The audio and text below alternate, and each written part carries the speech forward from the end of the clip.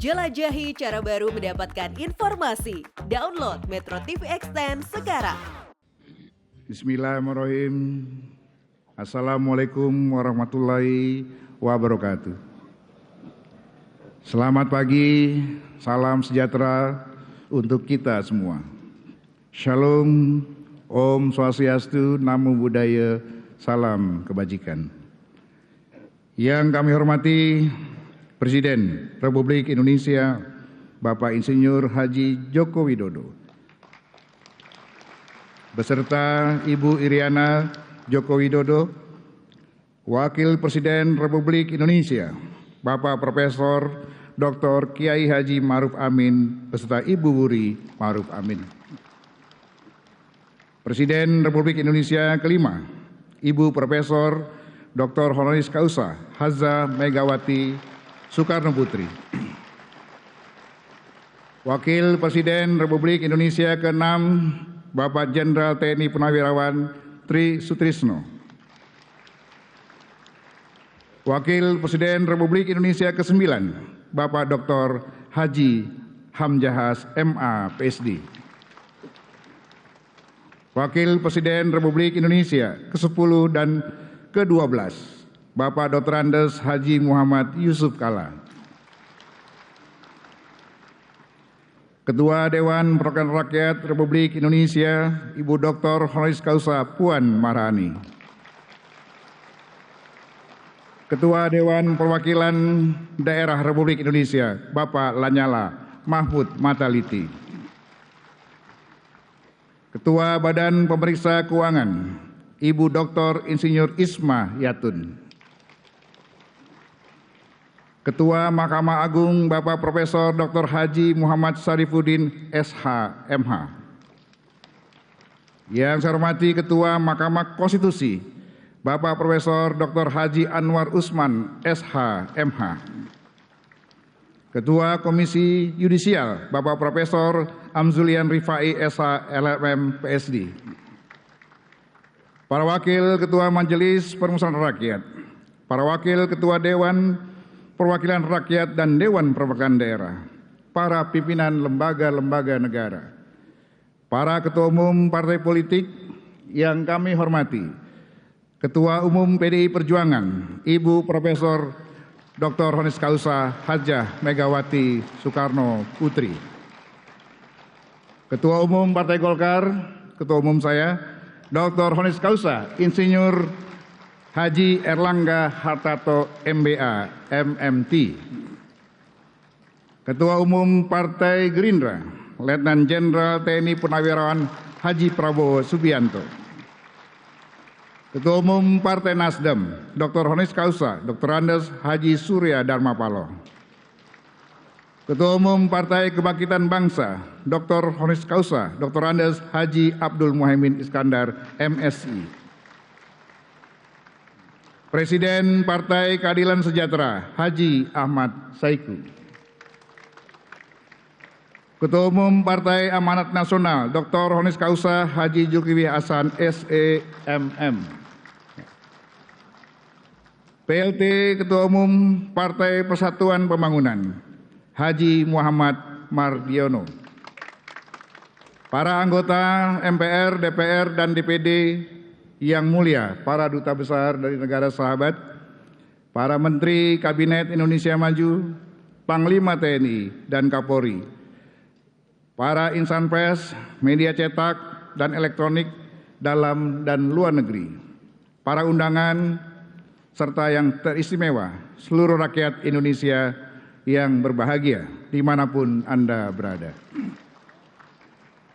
Sebagai catatan daftar hadir yang disampaikan secara jenderal, sampai saat ini telah hadir 489 anggota dari 711 anggota MPR, DPR, DPD, dan telah menandatangani daftar hadir.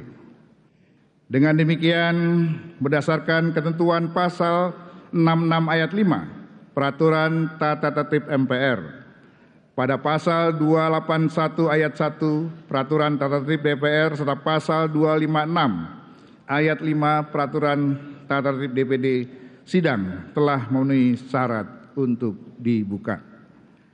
Dengan mengucapkan Bismillahirrahmanirrahim, sidang MPR tahun 2023 dan sidang bersama DPR dan DPD tahun 2023 dengan agenda laporan kinerja lembaga-lembaga negara yang akan disampaikan oleh Presiden dan pidato kenegaraan Presiden dalam rangka memperingati hari ulang tahun ke-78 kemerdekaan Republik Indonesia. Kami buka dan dinyatakan terbuka untuk umum. Sebagai insan yang beriman, marilah kita senantiasa memanjatkan puji dan syukur kehadirat Allah Subhanahu wa Ta'ala, Tuhan yang Maha Kuasa. Karena atas limpahan rahmat dan karunia-Nya, kita semua diberikan kekuatan dan kesehatan untuk menjalankan tugas konstitusional kita masing-masing, serta melaksanakan pengabdian kepada masyarakat, bangsa, dan negara. Rasa syukur yang mendalam juga patut kita panjatkan, karena di tengah dinamika situasi global yang labil dan bergejolak, kita tetap dipersatukan dalam semangat kebersamaan, sehingga bangsa ini mampu melewati gelombang tantangan zaman dan melanjutkan estafet pembangunan. Kami selaku pimpinan dan anggota MPR, DPR, dan DPD menyampaikan terima kasih dan penghargaan yang setinggi-tingginya kepada Presiden Republik Indonesia, Bapak Insinyur Haji Joko Widodo, Wakil Presiden Republik Indonesia, Bapak Profesor Dr. Kiai Haji Ma'ruf Amin, serta seluruh pimpinan lembaga negara atas perkenannya hadir memenuhi undangan kami dalam sidang tahunan MPR dan sidang bersama DPR dan DPD. Momentum ini menjadi wujud dari semangat kita dalam bergotong royong, sekaligus arena silaturahmi bagi seluruh elemen bangsa. Sebelum saya lanjutkan, izinkan saya mengawali sidang ini dengan 2 bait pantun. Burung perkutut di atas awan, terbang tinggi hinggap di pohon beringin. Terima kasih atas kehadiran Tuan dan Puan. Walaupun koalisi masih bisa berubah-ubah. Melalui sidang tahunan MPR ini, mari kita jaga persatuan dan kesatuan.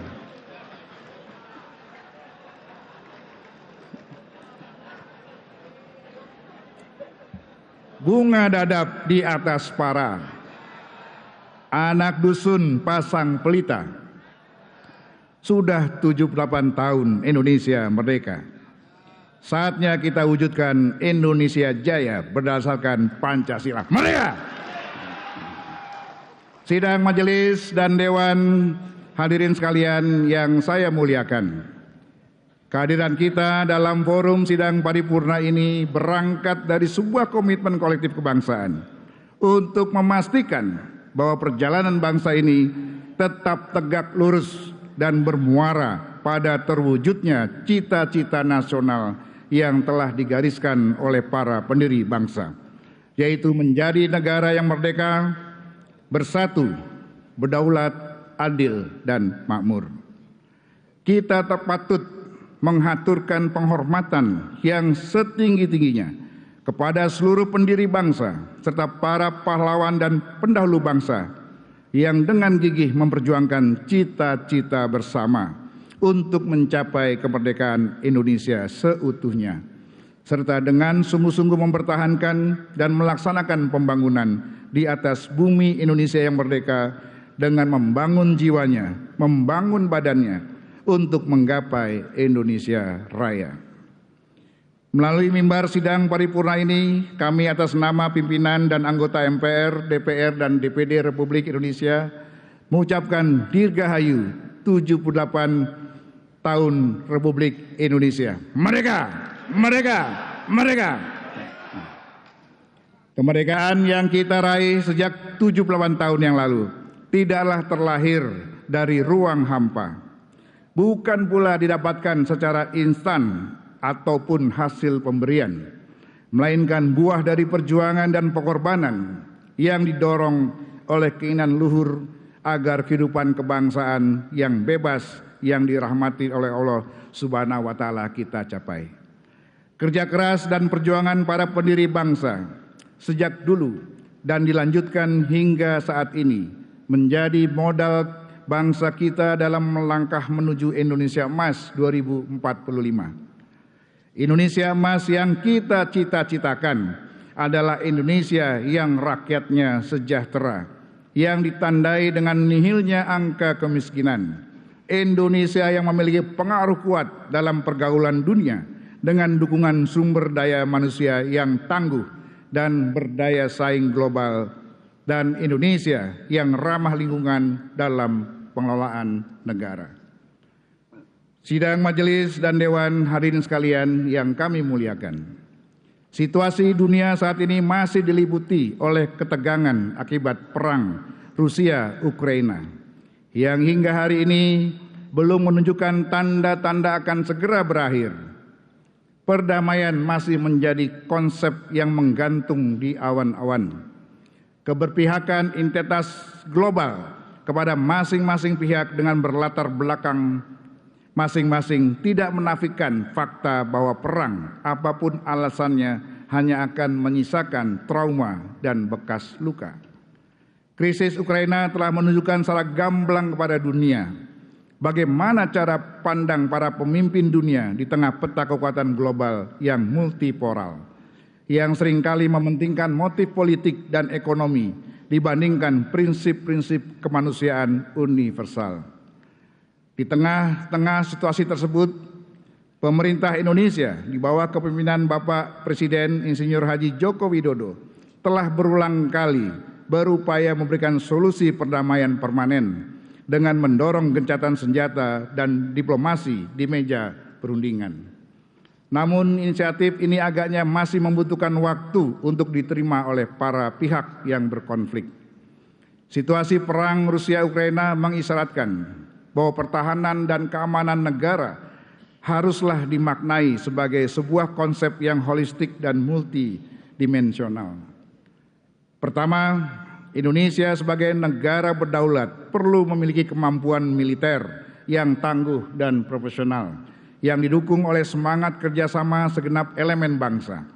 Sebagaimana mandat Panglima Besar Jenderal Sudirman, bahwa tentara kita adalah tentara rakyat yang akan kuat bila hidup dan bergotong royong bersama rakyat. Kedua, pertahanan dan keamanan negara juga meliputi dimensi ekonomi. Sebagai negara yang kaya akan sumber daya, Indonesia harus membangun ketahanan dan kemandirian ekonomi yang ditopang oleh kedaulatan pangan, energi, dan industri.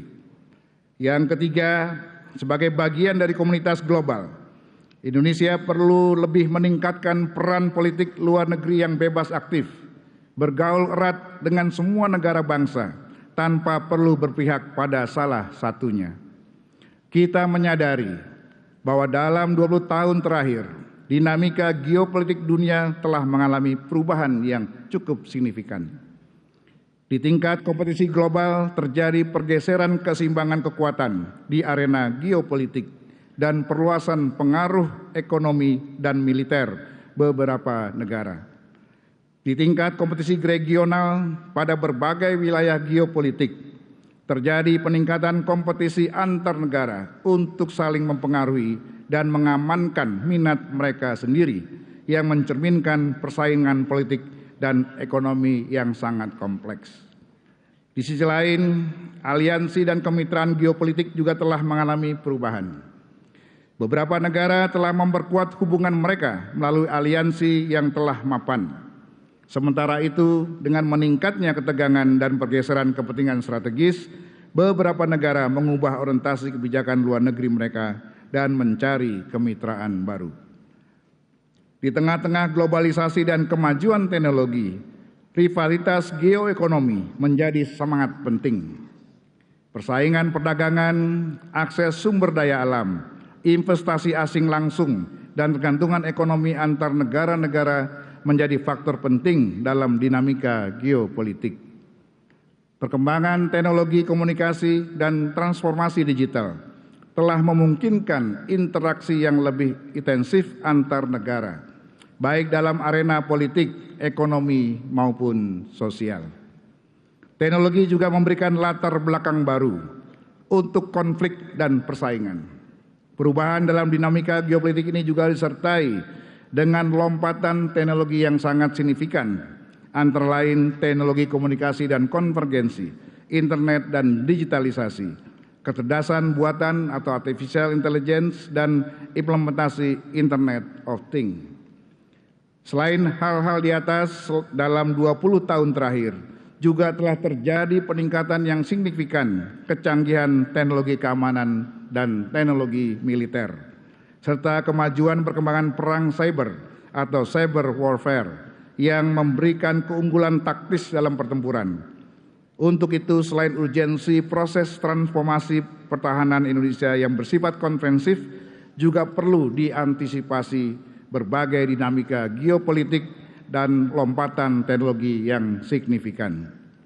Suka atau tidak suka, kita harus menata ulang kerangka kerja pertahanan Indonesia di dalam konstitusi kita dengan menata kembali haluan negara untuk memastikan Indonesia memiliki kerangka kerja konstitusional yang mampu menangkap kebutuhan zaman.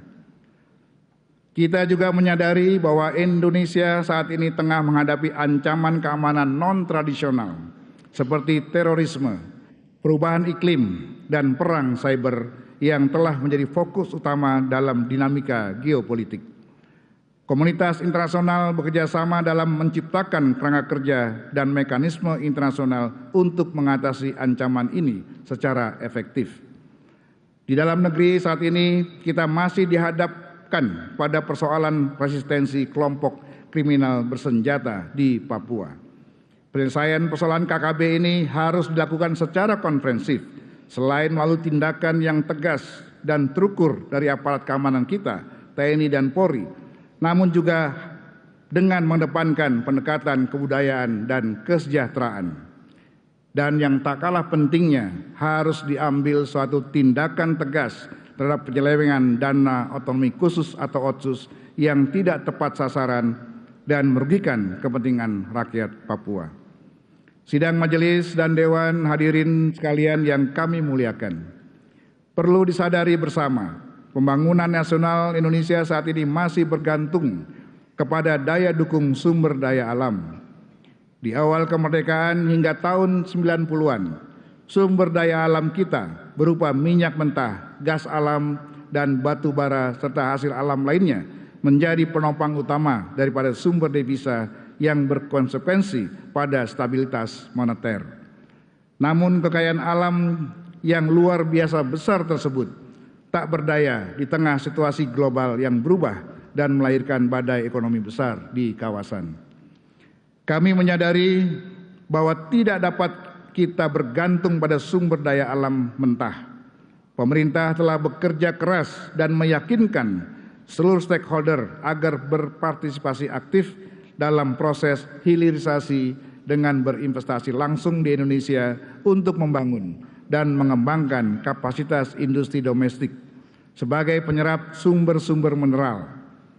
Sumber daya alam mentah yang ada harus dikelola sendiri oleh kita di dalam negeri, sehingga menghasilkan produk yang memiliki nilai jual lebih tinggi dan menguntungkan bagi pertumbuhan ekonomi dalam negeri. Hilirisasi industri adalah ikhtiar atau usaha untuk mewujudkan perekonomian nasional yang efisien dan berkeadilan sebagaimana diamanatkan Pasal 33 Undang-Undang Dasar Negara Republik Indonesia tahun 1945.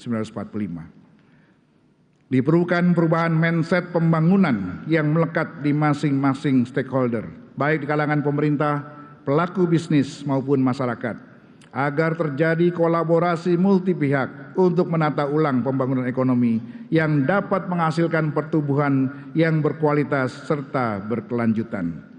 Hal itu dapat diwujudkan dengan mempromosikan model ekonomi yang berbasis sirkularitas atau mengupayakan efisiensi sumber daya serta upaya pemanfaatan kembali residu yang dihasilkan dari industri untuk diolah kembali dan memberikan nilai tambah yang lebih besar serta berulang. Paradigma sirkularitas tentunya hanya dapat berjalan dengan kualitas industri nasional. Sudah mampu secara seksama melakukan pemrosesan material sumber daya dari hulu ke hilir. Sebagaimana yang digagas pemerintahan Presiden Joko Widodo tentang hilirisasi mineral, emas, bauksit, nikel, tembaga, dan biji besi. Mineral tersebut didorong untuk proses hilirisasi yang dibarengi dengan upaya pelarangan ekspor mineral mentah. Kebijakan ini menunjukkan konsistensi pemerintah terhadap berbagai upaya untuk meningkatkan kualitas industri nasional kita. Indonesia adalah negara besar yang harus terus melangkah ke depan dan meningkatkan kemajuan dan kesejahteraan.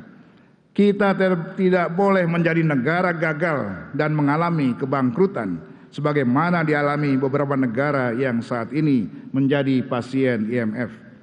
Indonesia juga tidak boleh terancam mengalami krisis perekonomian, khususnya krisis keuangan yang dikategorikan sebagai kahar fiskal. Bangsa Indonesia adalah pemilik berbagai sumber daya alam terbesar di dunia, seperti nikel, batu bara, emas, tembaga, dan gas alam. Namun demikian masih ada warga negara yang belum sepenuhnya menikmati kekayaan alam tersebut. Kita berterima kasih kepada pemerintah yang telah bekerja keras mengurangi angka kemiskinan. Upaya ini perlu terus-menerus ditingkatkan dengan memastikan penguasaan negara atas kekayaan alam dan mendorong pembangunan di daerah demi sebesar-besarnya kemakmuran rakyat. Karena itu sudah saatnya kita memikirkan adanya roadmap atau bintang pengarah berjangka panjang yang jelas untuk menuntun kemana kapal besar bangsa ini akan berlabuh. Indonesia membutuhkan perencanaan jangka panjang yang holistik, konsisten, dan berkelanjutan serta berkesinambungan dari suatu periode pemerintahan ke periode pemerintahan berikutnya antara pusat dan daerah agar mampu memanfaatkan sumber daya alam yang luar biasa untuk kesejahteraan seluruh rakyat Indonesia. Karena itu kita semua perlu mempertimbangkan sekali lagi pentingnya pokok-pokok haluan negara atau PPHN sebagai produk hukum yang dapat mencegah sekaligus menjadi solusi mengatasi berbagai persoalan yang dihadapi oleh bangsa kita. Pembahasan PPHN seyogyanya dapat dilakukan setelah pelaksanaan pemilihan umum 2024 sehingga memiliki waktu yang cukup dan legitimate yang kuat. Tantangan lain dalam perekonomian nasional juga hadir pada sektor keuangan, di mana aktivitas ekonomi saat ini telah bertransformasi secara cepat menuju digitalisasi dan integrasi. Perkembangan inovasi teknologi sektor keuangan, aset keuangan digital, dan aset kripto di Indonesia terus menunjukkan perkembangan pesat. Kehadiran aktivitas keuangan digital sangat dirasakan manfaatnya dari aspek kenyamanan, kemudahan, kecepatan, dan efisiensi. Di samping berperan strategis dalam mendorong pertumbuhan aktivitas ekonomi, menciptakan pertumbuhan nilai investasi, dan membuka kesempatan lapangan kerja baru. Di sisi lain, sektor yang relatif baru ini juga tidak terlepas dari tantangan dan potensi permasalahan. Dengan diterbitkannya Undang-Undang Nomor 4 Tahun 2023 tentang pengembangan dan penguatan sektor keuangan kiranya dapat menjadi landasan yang kuat untuk menguatkan peran Otoritas Jasa Keuangan atau OJK dalam memelihara stabilitas sistem keuangan dan melakukan pengaturan, pengawasan, serta pengembangan terhadap sektor ini. Untuk itu dalam sidang tahunan yang mulia ini, kami mengajak seluruh pihak terkait untuk bersama-sama mengembangkan industri keuangan digital kita agar dapat bertumbuh secara sehat, berkelanjutan, dan senantiasa mengutamakan perlindungan konsumen. Penguatan daya saing industri keuangan digital kita akan menjadi sumber pertumbuhan ekonomi nasional inklusif, berkelanjutan, dan berkeadilan. Sidang majelis dan dewan hadirin sekalian yang kami muliakan, di tengah-tengah kerja keras untuk menata ulang pembangunan ekonomi di segala bidang, seyogyanya juga dibarengi dengan penataan kembali demokrasi di tanah air kita.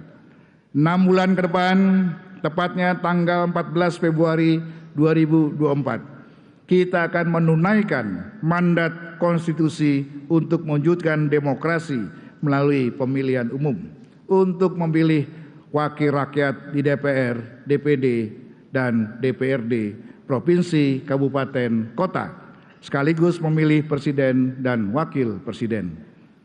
Tahapan pemilu memang akan selesai dalam beberapa bulan ke depan, tetapi demokrasi tak hanya berhenti pada tahap demi tahap pemilu tersebut. Demokrasi harus berjalan sepanjang masa bersamaan dengan kehidupan kita sehari-hari. Wujud demokrasi bukan sekedar siapa yang nanti memenangkan suara rakyat, tetapi yang lebih penting dari itu adalah bagaimana mewarnai proses pengambilan kebijakan yang berpihak pada kemaslahatan rakyat. Dengan semangat tersebut, mari kita sambut pemilihan umum 2024 untuk mewujudkan demokrasi konstitusional dengan tetap menjaga persatuan dan kesatuan bangsa. Sehingga pemilu dapat menjadi arena konsultasi yang menjaring putra-putri terbaik bangsa yang akan duduk di kursi legislatif dan eksekutif, baik di tingkat kabupaten, kota, provinsi, maupun nasional. Lebih dari itu, kita berharap siapapun nantinya yang akan terpilih hendaknya meneruskan tongkat estafet kepembangunan nasional, konsisten untuk mengambil langkah-langkah positif dan melanjutkan apa yang telah dimulai oleh para pemimpin sebelumnya. Seiring dengan itu, sesuai dengan prinsip negara hukum, para pemimpin, penyelenggara negara, dan seluruh warga negara harus menjadikan hukum sebagai landasan dan pedoman dalam menjalankan dan menjalani kehidupan berbangsa dan bernegara. Hukum dibentuk dan dilaksanakan untuk mewujudkan keadilan, kepastian, dan kemanfaatan bagi seluruh warga negara. Karena itu, sudah selayaknya seluruh pemimpin partai politik dan juga para pemimpin dan tokoh bangsa untuk ikut mengambil tanggung jawab dalam mempersiapkan keberlanjutan kepemimpinan nasional dengan mendasarkan prinsip negara demokrasi berdasarkan hukum. Siapapun yang nantinya terpilih menjadi presiden dan wakil presiden, wajib kita dukung bersama-sama untuk menjalankan misi besar menuju Indonesia maju. Dari Aceh sampai Papua, sudah tentu berbeda sukunya. Para capres kita sudah tahu siapa, meski masih belum jelas siapa cawapresnya. Sidang majelis dan dewan hadirin sekalian yang kita muliakan. Situasi dunia saat ini sedang bergeser, semakin besarnya kontribusi bangsa-bangsa Asia dalam sistem ekonomi dan politik global. Ditambah lagi kekuatan kolektif ASEAN yang selalu digadang-gadang sebagai basis pertumbuhan baru dunia. Indonesia akan dihadapkan pada suatu realitas yang kompleks menuju 2045, di mana Asia akan menjadi epicentrum pertumbuhan global. Dalam situasi inilah penting bagi kita semua untuk mengangkat kembali kesadaran wawasan kebangsaan di kalangan generasi muda yang kini tengah tumbuh dan mendominasi postur demografi penduduk. Di kalangan aparatur sipil negara, generasi milenial dan generasi Z mulai mendominasi dengan proporsi mencapai 53%. Di dalam pemilihan umum nanti, komposisi keduanya juga akan mencapai 61% dari jumlah pemilih. Hal ini menunjukkan bahwa transisi antar generasi sedang berlangsung, baik di tubuh birokrasi negara maupun di kancah perpolitikan. Situasi ini harus disikapi dengan upaya serius untuk menstimulasi wawasan kebangsaan bagi generasi muda. MPR Republik Indonesia berkomitmen menjadikan pilar-pilar kebangsaan yaitu Pancasila, Undang-Undang Dasar Negara Republik Indonesia tahun 1945, NKRI, serta Bhinneka Tunggal Ika untuk dapat terus dipahami, diresapi, dan diimplementasikan sebagai bekal bagi generasi muda untuk melanjutkan tongkat estafet kepemimpinan nasional di segala lini kehidupan. Untuk itu, agenda sosial 4 pilar MPR RI terus gencar dilaksanakan, walaupun dana cukup terbatas, guna mengawasi proses regenerasi bangsa yang tengah berlangsung. Untuk itu perlu perhatian Menteri Keuangan untuk hal ini. Saudara-saudara sekalian, pada tahun 2045 nanti, Indonesia diprediksi akan menduduki posisi sebagai negara dengan ekonomi terkuat keempat di dunia. Sehingga diharapkan Indonesia mampu menjadi katalisator upaya-upaya global untuk membangun kerjasama yang erat dan membangun tatanan dunia baru yang adil dan beradab. Sebagai penerjemahan dari nilai-nilai Pancasila yang telah digali oleh Bung Karno dan para pendiri bangsa dari akar tradisi bangsa Indonesia, dan nantinya akan kita persembahkan untuk peradaban dunia yang berprinsip pada 5 sila Pancasila. Karena itu MPR meneguhkan diri sebagai rumah kebangsaan, pengawal ideologi Pancasila dan kedaulatan rakyat. Sidang majelis dan dewan hadirin sekalian yang kami muliakan. Setelah 25 tahun lamanya kita memasuki era baru, era reformasi sejak tahun 1998. Kini saatnya kita merenungkan kembali penataan lembaga-lembaga negara kita. Sebagaimana kita maklumi, reformasi telah melahirkan perubahan Undang-Undang Dasar yang sekian lama dianggap tabu untuk diubah. Perubahan Undang-Undang Dasar 1945 telah menata ulang kedudukan, fungsi, dan wewenang lembaga-lembaga negara yang sudah ada dan sekaligus menciptakan lembaga-lembaga negara yang baru. Penataan ulang itu terjadi pula pada Majelis Permusyawaratan Rakyat. Majelis yang semula merupakan lembaga tertinggi negara telah berubah kedudukannya menjadi lembaga tinggi negara. Majelis tidak lagi menjadi satu-satunya lembaga yang melaksanakan kedaulatan rakyat sebagaimana diatur oleh Undang-Undang Dasar 1945. Manifestasi dari konsepsi kedaulatan rakyat, salah satunya mewujud pada penyelenggaraan pemilu. Kita telah memutuskan pelaksanaan pemilu 2024 dan semua pihak telah bekerja keras menyiapkannya agar berjalan secara luber dan jurdil. Pelaksanaan pemilu 5 tahun sekali merupakan perintah langsung pasal 22E Undang-Undang Dasar 1945 yang secara tegas mengatur bahwa pemilihan umum dilaksanakan 5 tahun sekali. Sebagaimana kita ketahui, pemilihan umum terkait dengan masa jabatan anggota-anggota DPR, DPD, DPRD, Presiden, dan Wakil Presiden. Masa jabatan seluruh menteri anggota kabinet juga akan mengikuti masa jabatan presiden dan wakil presiden yang telah ditentukan oleh Undang-Undang Dasar hanya 5 tahun sekali. Yang menjadi persoalan adalah bagaimana sekiranya menjelang pemilihan umum terjadi sesuatu yang di luar dugaan kita bersama, seperti bencana alam yang dahsyat berskala besar, peperangan, pemberontakan, atau pandemi seperti COVID kemarin yang tidak segera dapat diatasi, atau keadaan darurat negara yang menyebabkan pelaksanaan pemilihan umum tidak dapat diselenggarakan sebagaimana mestinya, tepat pada waktunya sesuai perintah konstitusi. Maka secara hukum tentunya tidak ada presiden dan atau wakil presiden yang terpilih sebagai produk hukum. Dalam keadaan demikian timbul pertanyaan, siapa yang memiliki kewajiban hukum untuk mengatasi keadaan-keadaan bahaya tersebut? Lembaga manakah yang berwenang menunda pelaksanaan pemilihan umum?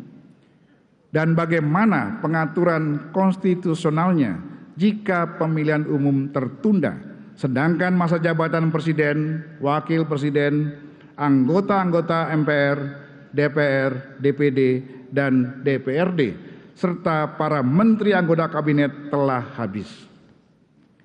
Masalah-masalah di atas belum ada jalan keluar konstitusionalnya setelah perubahan Undang-Undang Dasar 1945. Hal itu memerlukan perhatian yang sungguh-sungguh dari kita semua sebagai warga bangsa. Di masa sebelum perubahan Undang-Undang Dasar 1945, MPR masih dapat menetapkan berbagai ketetapan yang bersifat pengaturan untuk melengkapi kevakuman pengaturan di dalam konstitusi kita. Apakah setelah perubahan Undang-Undang Dasar MPR masih memiliki kewenangan untuk melahirkan ketetapan yang bersifat pengaturan tersebut? Hal ini penting untuk kita pikirkan dan diskusikan bersama demi menjaga keselamatan, keutuhan kita sebagai bangsa dan negara. Sesuai amanat ketentuan pasal 1 ayat 2 Undang-Undang Dasar sebagai representasi dari prinsip daulat rakyat, maka MPR dapat diatribusikan dengan kewenangan subjektif superlatif dan kewajiban hukum untuk mengambil keputusan atau penetapan yang bersifat pengaturan guna mengatasi dampak dari suatu keadaan kahar fiskal maupun kahar politik yang tidak dapat diantisipasi dan tidak bisa dikendalikan secara wajar. Idealnya memang MPR Republik Indonesia dikembalikan menjadi lembaga tertinggi negara sebagaimana disampaikan Presiden kelima Republik Indonesia Ibu Haja Megawati Soekarno Putri pada hari jadi ke-58 Lemhanas tanggal 23 Mei 2023 yang lalu. Sidang majelis dan dewan hadirin sekalian yang kami muliakan. Sebelum kita mendengarkan laporan kinerja lembaga-lembaga negara yang akan disampaikan oleh Presiden sekaligus juga pidato kenegaraan Presiden dalam rangka memperingati Hari Ulang Tahun ke-78 Republik Indonesia, perlu kami sampaikan bahwa sesuai dengan kesepakatan setelah tahun lalu sidang bersama DPR dan DPD dipimpin oleh Ketua DPR, maka pada sidang bersama DPR dan DPD tahun ini akan dipimpin oleh Ketua DPD. Selanjutnya, izinkan kami mengakhiri pidato pengantar sidang tahunan MPR 2023 ini dengan 2 bait pantun untuk menggugah kesadaran kolektif kita dalam berbangsa dan bernegara. Burung merpati berbeda warnanya, namun yang bertelur tetaplah betina. Pilihan koalisi bolehlah berbeda calonnya, tapi tujuan kita sama, menuju Indonesia Jaya. Air mengalir dari daratan, hilirnya pastilah di lautan. Apakah Ganjar, Prabowo, atau Anies yang dicalonkan? Pembangunan harus terus dilanjutkan. Demikianlah pidato pengantar sidang tahunan MPR Republik Indonesia tahun 2023. Semoga Allah Subhanahu wa Ta'ala, Tuhan yang Maha Kuasa, senantiasa melimpahkan rahmat dan hidayahnya kepada kita semua. Amin ya Rabbal Alamin.